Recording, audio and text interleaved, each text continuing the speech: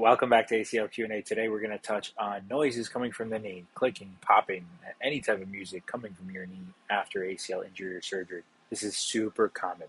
I will tell you, most likely you will get some type of noise coming from the knee, whether it's going from bending or straightening to bending.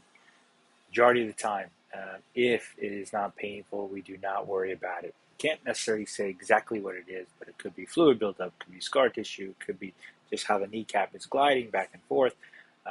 Very, very common. This may come and go throughout your process, may get louder or quieter. Having said that, try not to worry about it. I know easier said than done, but it should not affect your function. You should continue to progress. If you have any questions, leave them below. If not, we'll see you next time on ACL Q&A.